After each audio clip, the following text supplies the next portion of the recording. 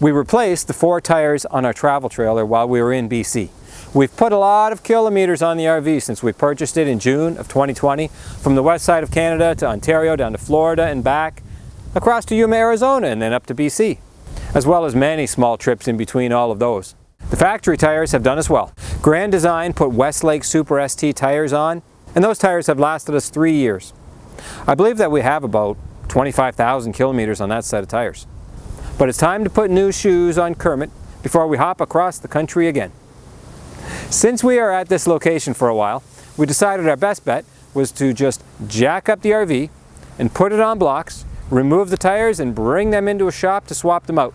We called around to make sure that we got ST tires with a D load rating. ST means specialty trailer, which means it has a stiffer sidewall to handle the loads that a trailer requires. The D rating is the load range. In our case, this is the rating that Grand Design recommends for our trailer. We had to call a few places to find the one that had the right tires. We had it narrowed down by this point to 4 choices: Hercules Strong Guard, Goodyear Endurance, Westlake Super ST, and Carlisle Radial Trail. We decided on the Carlisle tires. It's always best to know what you need for yourself. One shop that I called actually offered a tire with a load range C because that's what he had in stock. Just be aware of what you need when you're doing your research. A load range D tire can usually be inflated to 65 psi.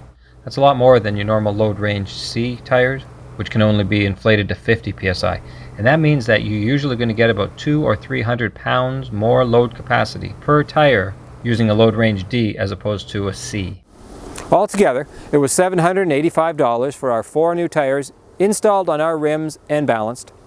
Yes, I always insist that trailer tires are balanced. A balanced tire puts less stress on the trailer suspension as it doesn't vibrate while traveling.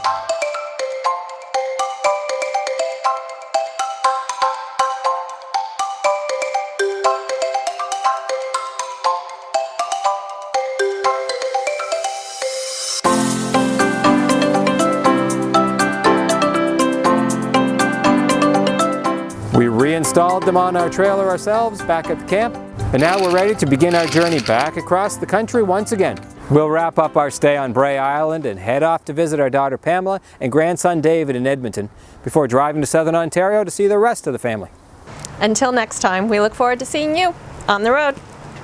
Check out some of our other videos and subscribe to our channel. New content will be posted weekly.